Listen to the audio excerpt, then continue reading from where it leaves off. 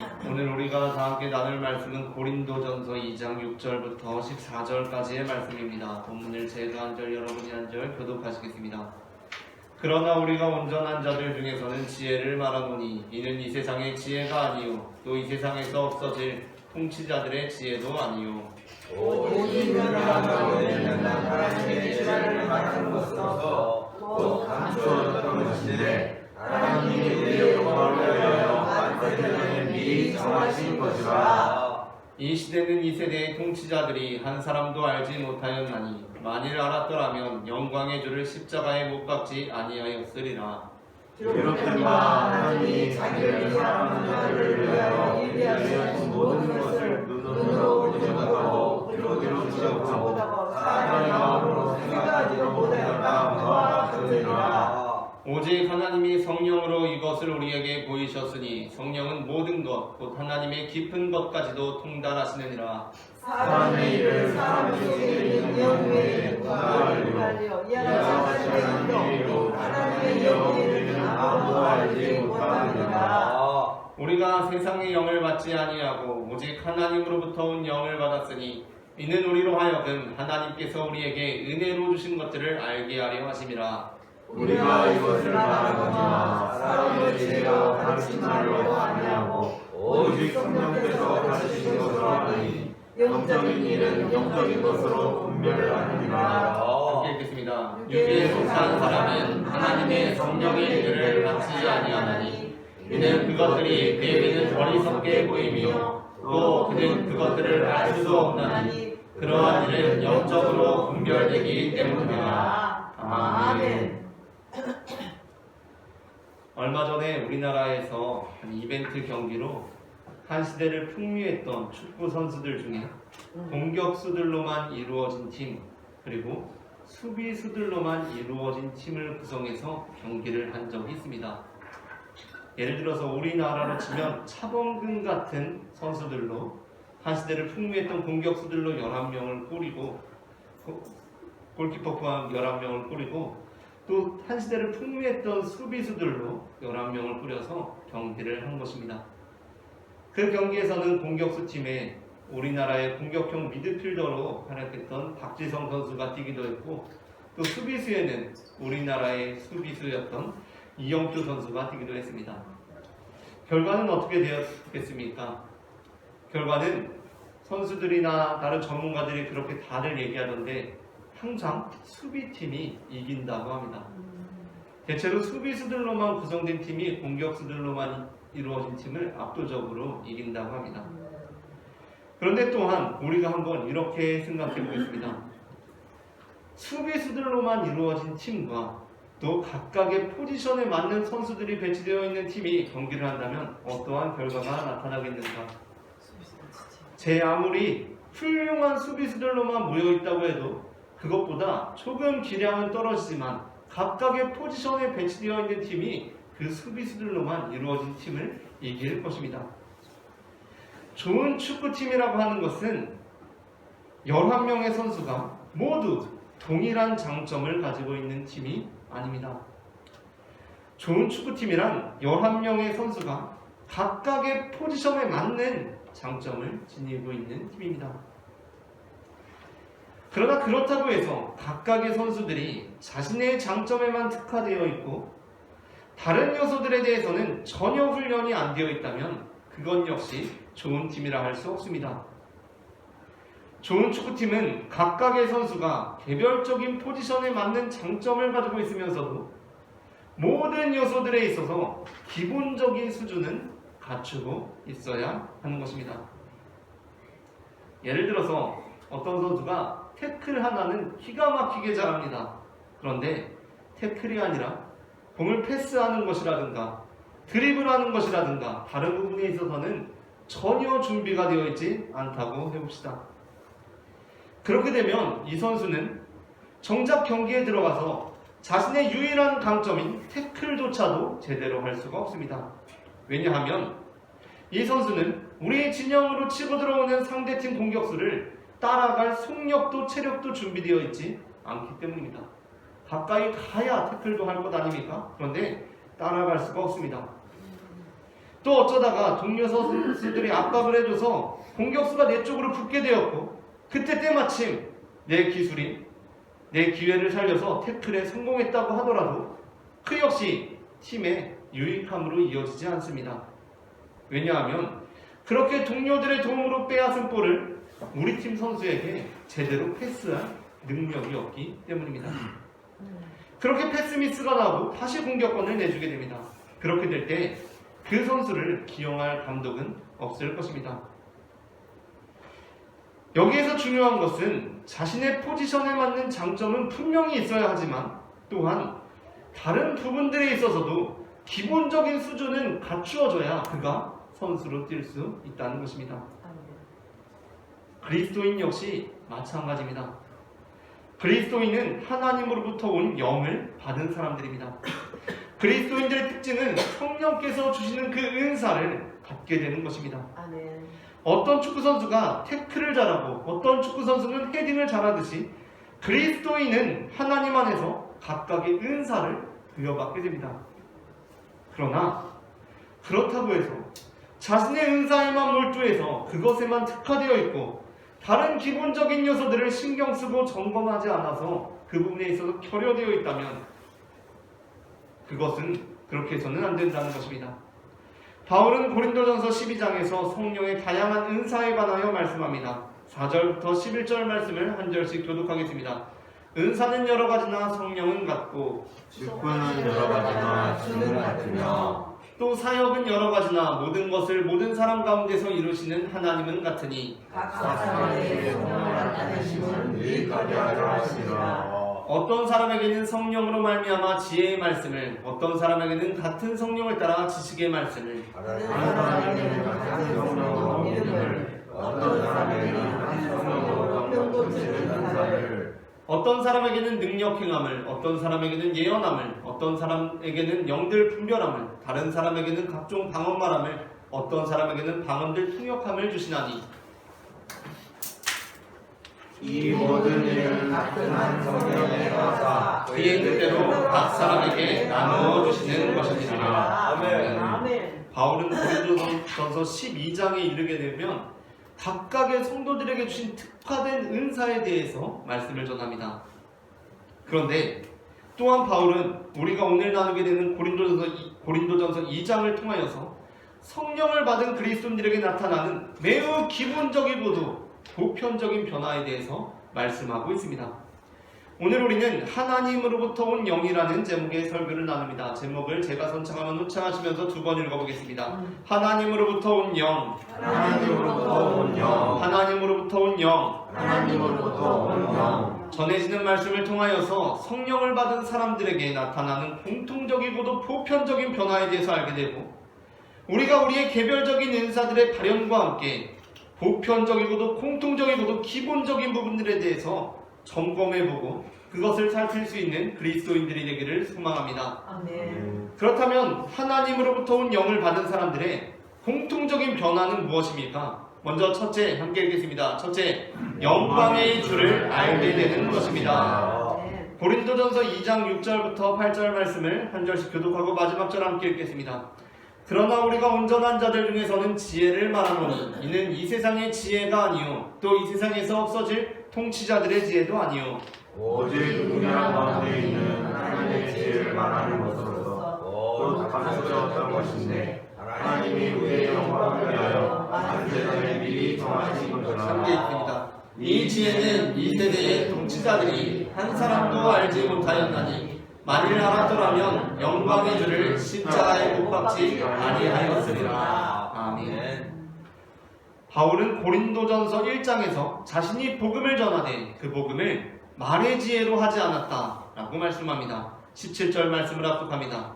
그리스도께서 나를 보내심은 세례를 베풀게 하려 하심이 아니요 오직 복음을 전하게 하려 하심이로되 말의 지혜로 하지 아니함은 그리스도의 십자가가 헛되지 않게 하려 함이라. 아멘.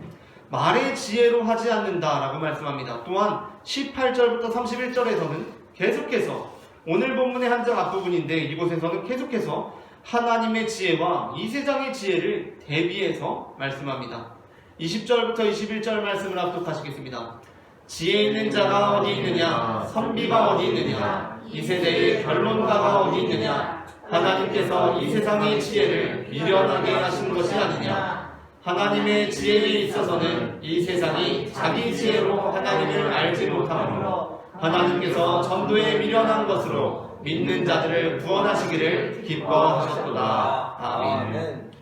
그리고 이렇게 하나님의 지혜와 이 세상의 지혜를 대비한 후에 이어지는 2장에서 바울은 우리가 전하는 지혜는 이 세상의 지혜와는 다른 것이라고 역시 말씀합니다.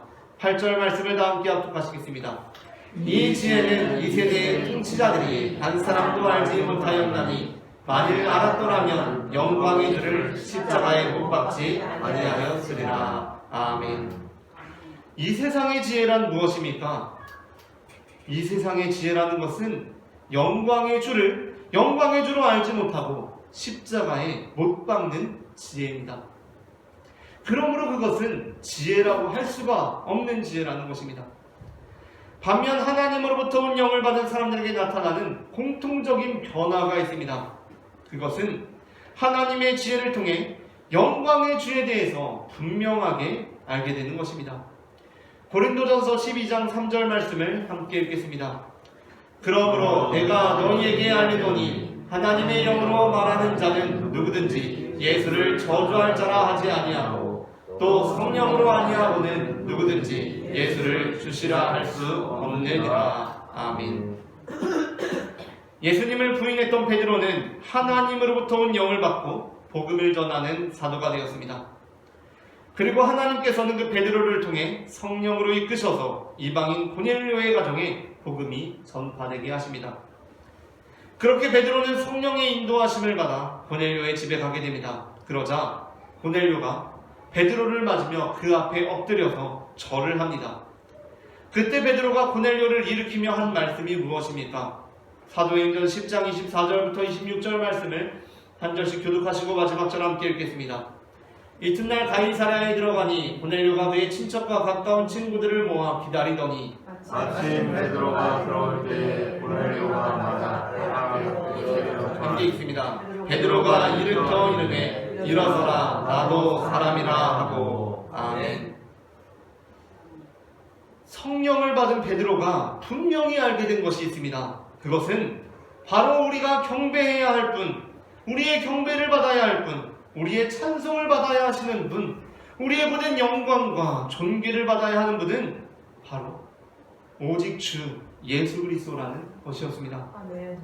하나님으로부터 온 영을 받지 않는 사람은 오늘도 내가 영광의 주가 됨으로써, 내가 내 삶의 주인의 자리에 앉음으로써 이 땅 가운데 영광의 주로 오신 예수 그리스도를 오늘도 다시 십자가에 못 박는 죄를 범하는 것입니다. 그러나 하나님으로부터 온 영을 받은 사람은 영광의 주가 누구신지를 분명히 알고 있습니다. 그래서 내 삶의 주인을 영광의 주 예수 그리스도로 삼고 내가 받을 모든 영광, 내가 받을 모든 존귀, 내가 받을 모든 찬송을 오로지 우리 주 예수 그리스도께 올려드리는 것입니다.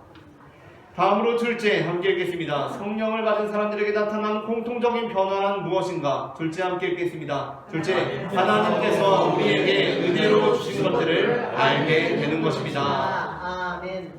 고린도전서 2장 12절 말씀을 함께 읽겠습니다. 우리가 세상의 영을 받지 아니하고 오직 하나님으로부터 온 영을 받았으니 이는 우리로 하여금 하나님께서 우리에게 은혜로 주신 것들을 알게 하려 하심이라. 아멘.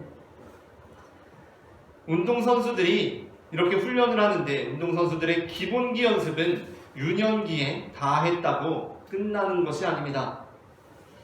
운동선수들의 기본기 연습은 그들이 운동선수로 살아가는 동안 매일 계속됩니다. 아시안게임이나 올림픽에서 탁구 경기를 보게 될 때 탁구 선수들이 시합 전에 하는 일이 무엇입니까? 그들이 시합 전에 몸을 푸는데 어려운 기술로 몸을 푸는 것이 아닙니다. 초등학교 3학년 학생들이 하는 단순한 랠리로 그 몸을 풉니다. 그 기본기를 나는 초등학교 때 타 마스터했다고 해서 게을리하는 것이 아니라 시합 전날도 다 장성한 선수가 되어서도 매일같이 하는 일이 바로 그 기본기 연습이라는 것입니다. 기본기 연습을 소홀히 하게 될 때 선수들의 기량은 어느 정도 유지될 수는 있겠지만 어느 순간 급격하게 떨어지게 됩니다. 만일 어떤 탁구 선수가 기본기 훈련을 다 했다고 해서, 나는 이미 어린 시절에 기본기 훈련을 다 마쳤다고 해서 경기 전에 어려운 기술만 연습하고 들어간다면 그 선수는 분명 패하고 말 것입니다. 만일 어떤 축구 선수가 나는 단순한 패스나 드리블 연습을 유년 시절에 다 마스터했다고 매일 어려운 오버헤드 킥만 연습한다면 어떻게 되겠습니까? 기본에 충실하지 못하게 되면 아무리 화려한 기술을 하더라도 그것은 무너지기 마련입니다. 민수기 16장에는 레위의 증손 고앗의 손자 이스알의 아들 고라의 반역에 대한 말씀이 기록되어 있습니다. 본문은 그가 레위의 증손 고앗의 손자, 즉 성막 안에서 귀한 성물들을 다루는 자였음을 강조하고 있습니다. 고라는 레위 자손이자 고앗 자손으로서 성막에서 봉사하는 일을 감당하는 사람이었습니다. 그런데 그가 자신에게 주어진 역할에 대해서 불평하고 원망하며 모세의 역할에 도전을 하게 됩니다. 1절부터 3절 말씀을 한 절씩 교독하고 3절 함께 읽겠습니다. 레위의 증손 고앗의 손자 이스라엘의 아들 고라와 르우벤 자손 엘리압의 아들 다단과 아비람과 벨렛의 아들 온이 당을 짓고 이스라엘 자손 총회에서 택함을 받은 자, 곧 회중 가운데서 있는 시간 250명과 함께 일어나서 모세를 거슬러 함께 읽겠습니다. 그들이 모여서 모세와 아론을 거슬러 그들에게 이르되 너희가 분수에 지자도다. 회중이 다 각각 거룩하고 여호와께서도 그들 중에 계시거늘 너희가 어찌하여 여호와의 총회 위에 스스로 높이느냐. 아멘. 고라는 모세와 아론이 높은 위치에 있다라고 도전합니다. 그리고 또 그들에게 이스라엘 자손 총회에서 택함을 받은 자, 회중 가운데서 이름 있는 지휘관 250명이 고라의 의견에 동조해서 모세에게 도전했습니다. 하지만 모세는 자신을 스스로 높인 적이 없습니다. 모세는 자신이 원해서 자기가 이스라엘의 지도자가 되겠다고 이스라엘을 애굽으로부터 탈출시키지 않았습니다. 하나님께서 모세를 부르셨습니다. 뿐만 아니라 모세는 모든 이스라엘 백성들이 하나님의 백성으로서 하나님의 택함받은 자로서 살기를 바랐던 사람이었습니다. 앞선 민수기 11장에는 하나님께서 하나님의 영을 모세뿐만 아니라 백성의 장로 70인에게까지 임하게 하신 사건이 기록되어 있습니다. 그 일은 물론 일시적인 것이었지만 모세를 이스라엘의 유일한 지도자로 따르던 이들에게는 상당한 충격을 주는 일이었습니다. 모세를 우리의 유일한 지도자, 유일한 예언자로 알고 있었는데 70인의 장로가 함께 예언을 하니까 그것이 모세의 권위에 도전하는 것처럼 모세를 따르는 이들에게 인식되었던 것입니다. 그래서 70인의 장로가 예언을 그쳤는데도 불구하고 엘다시라는 자와 메다시라는 하는 자가 계속해서 예언을 하고 있으니까 당시에 모세를 섬기던 여호수아가 모세에게 이제 그들이 예언하지 못하게 해야 합니다 라고 주장합니다. 예언은 모세 당신만 해야 합니다 라는 의견이 담겨있는 주장이었습니다. 하지만 모세는 오히려 그러한 여호수아를 꾸짖고 그들의 예언을 인위적으로 그치게 하지 않습니다. 여기에는 모세가 나뿐만 아니라 모든 이스라엘 백성들이 다 하나님의 택함받은 자가 되어야 한다 라는 모세의 마음이 담겨 있습니다. 그래서 오히려 모세는 모든 백성이 다 하나님의 영을 받고 예언을 하기를 원한다 라고 말씀합니다. 민수기 11장 26절부터 30절 말씀을 한 절씩 교독하겠습니다. 그 기명된 자 중 엘다시라 하는 자와 메다시라 하는 자 두 사람이 진영에 머물고 장막에 나아가지 아니하였으나 그들에게도 영이 임하였으므로 진영에서 예언한지라. 산소년이 달려와서 모세에게 전하였는데 엘다시와 메다시 진중에서 예언하나이다. 아멘. 택한 자 중 한 사람 곧 모세를 섬기는 눈의 아들 여호수아가 말하여 이르되 내 주 모세여 그들을 말리소서. 모세가 그에게 이르되 네가 나를 보시게 하냐 여호와께서 그의 모든 백성에게 주사 선지자가 되게 하시기를 원하노라. 함께 읽습니다. 모세와 이스라엘 장로들이 진중으로 돌아왔더라. 아멘. 모세는 백성들 위해 군림하려고 했던 지도자가 아니었습니다. 오히려 모세는 모든 백성들에게 다 하나님의 영이 임해서 우리가 다 하나님의 택함받은 백성들이 되기를 원했던 사람이었습니다. 아멘. 그렇다면 우리는 고라의 반역에 대해서 어떻게 바라보아야 하겠습니까? 그것은 실제로 모세가 이스라엘 가운데 위계의 질서를 구축한 것이 아니라 고라가 스스로 자신의 위치를 모세보다 열등한 것으로 인식했다는 것을 보여줍니다. 그리고 그 불평과 원망 가운데 이스라엘 자손 총회에서 택함을 받은 자, 곧 회중 가운데서 이름 있는 지휘관 250명이 이들 중에는 어쩌면 민수기 11장에서 언급된 70장로들 중 일부가 포함되어 있을 수도 있는데 그들이 고라의 도전에 동조했다는 것입니다. 고린도전서 12장 12절부터 21절은 이렇게 말씀합니다. 본문을 한 절씩 교독하시겠습니다. 몸은 하나인데 많은 지체가 있고 몸에 지체가 많으나 한 몸임과 같이 그리스도도 그러하니라.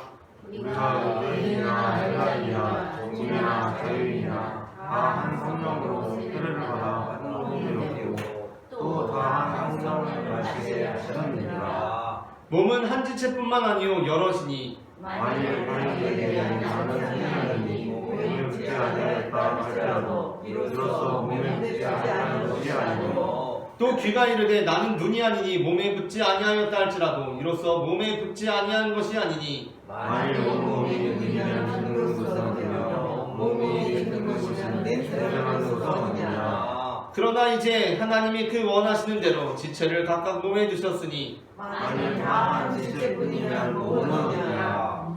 이제 지체는 많으나 몸은 하나라. 눈이 손더러 내가 너를 쓸 데가 없다. 또한 머리가 발더러 내가 너를 쓸 데가 없다 하지 못하리라. 아멘.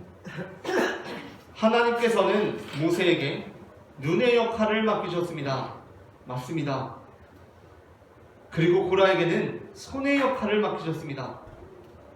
그렇게 되었을 때 손은 자신에게 주어진 손의 사명을 감사함으로 감당하면 되는 것입니다. 그런데 우리에게 임한 하나님으로부터 온 영을 우리가 인식하지 못할 때 우리는 우리에게 주어진 은혜를 은혜로 알지 못하는 것입니다. 하나님께서 고라에게도 분명히 그 사명을 주셨는데 고라는 왜 나는 눈이 아니고 손이냐고 불평하는 것입니다.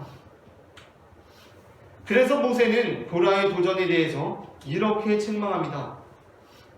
8절부터 10절을 한 절씩 교독한 후에 마지막 절 함께 읽겠습니다. 모세가 또 고라에게 이르되 너희 레위 자손들아 들으라. 이스라엘 하나님이 이스라엘 백성에서 너희를 구별하여 자기에게 가까이 하게 하사 여호와의 성막에서 봉사하게 하시며 대적에서 뜻을 실행하게 하시니 너희의 작은 일이겠느냐. 함께 읽겠습니다. 하나님이 너와 내 모든 형제 레위 자손으로 너와 함께 가까이 오게 하셨거늘 너희가 오히려 제사장의 직분을 구하느냐. 아멘. 앞서 고라는 어떻게 모세와 아론이 스스로 자기들만 높이느냐라고 그렇게 도전했습니다. 그러나 모세의 말씀을 통해서 우리가 알게 되는 것은 모세는 오히려 그들의 일을 작은 일로 여기질 않는다는 것입니다. 그런데 고라는 스스로 자신의 역할을 작은 일로 여기고 있습니다. 초등학교에서 축구를 가르치는 축구부 감독들이 선수들을 지도하면서 초등학교 선수들을 지도하면서 가장 난감한 것 중에 하나는 선수들 17, 8명은 다 공격수가 되고 싶어 하는 것이라고 합니다. 그렇다고 해서 축구부 감독들이 모든 선수들을 다 공격수로 넣을 수는 없는 일 아니겠습니까? 그래서 부득이하게 어떤 선수들에게는 그들이 선호하지는 않지만 다른 포지션을 주문할 수밖에 없는 것입니다. 17, 8명은 다 공격수가 하고 싶은데 그들 중에는 공격수를 하고 싶지만 다른 포지션에서 다른 위치에서 뛰어야 하는 선수들도 있는 것입니다. 그때 그래서 공격수를 선호하지만 너는 공격수가 아니라 이 자리에서 뛰어야 돼 라고 말을 하게 될 때 그때 선수들은 두 부류로 나누어지게 됩니다. 한 부류는 자신에게 주어진 포지션을 팀을 위해서 받고 헌신적인 플레이를 하는 부류이고, 나머지 한 부류는 내가 선호하지 않는 위치에서 뛴다고 해서 불평불만으로 일관하고 불성실한 태도를 보이는 것입니다. 감독은 절대로 공격수보다 수비수가 못한 위치여서 그에게 수비수의 위치를 맡긴 것이 아닌데도 불구하고 그는 그 스스로 내 수비수의 위치를 아주 작은 일로 여기고 있는 것입니다. 그때 감독은 그 선수의 태도를 통해서 이 선수가 진짜 축구를 좋아하는 건지 아니면 그냥 스포트라이트를 받고 싶어 하는 것인지를 알게 된다고 합니다. 그리고 결과적으로 축구를 좋아하는 아이는 성장하게 되어 있고, 그저 스포트라이트를 받는 데에만 관심 있는 아이는 도태되어 있다고 합니다. 도태되게 된다고 합니다. 우리가 하나님의 영을 받게 되었을 때 보편적으로 나타나는 현상은 하나님께서 내게 주신 포지션을 은혜로 받게 된다는 것입니다. 세상의 영을 받은 사람들은 하나님께서 우리에게 은혜로 주신 것들을 알지 못합니다. 자신이 받은 일은 왜 이렇게 작은 일이냐고 탄식합니다. 그러나 오직 하나님으로부터 온 영을 받은 사람들은 우리에게 주어진 모든 것이 하나님께서 우리에게 은혜로 주신 것들임을 안다는 것입니다. 마지막으로 셋째, 하나님으로부터 온 영을 받은 사람들에게 나타나는 공통적인 변화란 무엇인가? 셋째, 함께 읽겠습니다. 셋째, 영적인 내용과 영적인 일들이 이해되고 믿어지는 것입니다. 고린도전서 2장 13절부터 14절 말씀을 다 함께 합독하시겠습니다. 우리가 이것을 말하거니와 사람의 지혜가 가르친 말로 아니하고 오직 성령께서 가르치신 것으로 하니 영적인 일은 영적인 것으로 분별하느니라. 육에 속한 사람은 하나님의 성령의 일들을 받지 아니하나니 이는 그것들이 그들에게는 어리석게 보이며 또 그는 그것들을 알 수도 없나니 그러한 일은 영적으로 분별되기 때문이라. 아멘. 우리가 앞서 설교를 시작하면서 나누었던 고린도전서 12장에서는 성령의 은사들 중 하나로서 영적 분별함을 말씀합니다. 고린도전서 12장 10절 말씀을 다시 한번 읽어보겠습니다. 어떤 사람에게는 능력 행함을, 어떤 사람에게는 예언함을, 어떤 사람에게는 영들 분별함을, 다른 사람에게는 각종 발언 말함을, 어떤 사람에게는 방언들 통역함을 주시나니. 아멘. 여기서 영들 분별함이라는 은사는 참된 영과 거짓 영을 분별하는 분별력이 강조된 은사입니다. 그러나 2장 13절부터 14절에서 말씀하는 분별이라는 것은 분별력이 강조된 은사가 아닙니다. 오히려 이것은 이해력과 관련된 말씀입니다. 그래서 고린도전서 2장 13절부터 14절을 공동번역은 이렇게 번역하고 있습니다. 다 함께 본문을 공동번역으로 다시 읽어보겠습니다. 이것을 말하는데도 우리는 인간의 지혜에서 난 말로 하지 않고 성령님이 가르치신 말로 합니다. 다시 말해서 영적인 진리는 영적인 말로 설명하는 것입니다. 거듭나지 못한 자연인은 하나님의 성령을 주시는 것을 받아들이지 않습니다. 그런 것은 영적으로만 이해할 수 있는 것이기 때문에 그들에게는 어리석게 보일 뿐만 아니라 그들은 그것을 깨달을 수도 없습니다. 아멘. 우리는 때로 신학 박사님이 오셔서 복음을 설명하면 누구라도 이해할 수 있지 않을까 생각하곤 합니다. 그러나 복음은 성령을 통해 이해하는 것이기 때문에 어느 누가 설명하는 것이 크게 중요하지 않습니다. 하나님으로부터 온 영이 우리에게 임하시고 그 영적인 진리를 우리의 영혼의 영적인 말로 설명해 주실 때 우리는 그것이 이해되고 믿어지는 놀라운 경험을 하게 됩니다. 알을 넘어 삶에 관한 것 역시 마찬가지입니다. 우리가 세상의 영에 붙들려 살아갈 때에는 내게 벌어지는 환난과 고난들이 도저히 이해가 되지 않습니다. 그러나 우리가 하나님으로부터 온 영을 받게 되고 그 영을 늘 인식함으로 그 영에 붙들려 살아갈 때에 우리는 내게 벌어지는 환난과 고난들이 이해되는 놀라운 경험을 하게 되는 것입니다. 예수님께서 십자가에 못 박혀 죽으시고 장사한 지 사흘 만에 죽은 자 가운데서 다시 살아나셔서 하늘에 오르신 후 하나님으로부터 온 영이 이 땅 가운데 임하게 되었고, 그 이래로 이 시대는 성령의 시대로 일컬어지며 그동안 그리고 지금도 수많은 성령 사역들이 불꽃처럼 일어났다가 쓰러지기를 반복하고 있습니다. 그렇다면 그 불꽃이 완전히 소멸되지 않고 꺼진 것 같다가도 다시 일어나고 꺼진 것 같다가도 다시 일어날 수 있는 이유는 무엇입니까? 이 땅 가운데 비록 활활 타오르는 스포트라이트를 받는 불꽃 같은 인생들은 아니지만, 우리의 삶 속에서 내 삶의 주인을 영광의 주이신 예수 그리스도로 삼고 우리에게 주어진 은혜들을 깨달으며 우리 삶에 벌어지는 모든 영적인 일들을 영적으로 이해하는 숯불 같은 불가마 성령의 사람들이 있기 때문일 것입니다.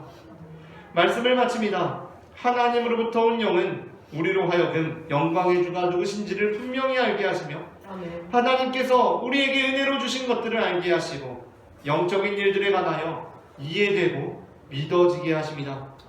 우리 모두가 우리에게 임하신 하나님으로부터 온 영을 늘 의식하고 살아가므로 성령의 사람으로 살아가기를 소망합니다.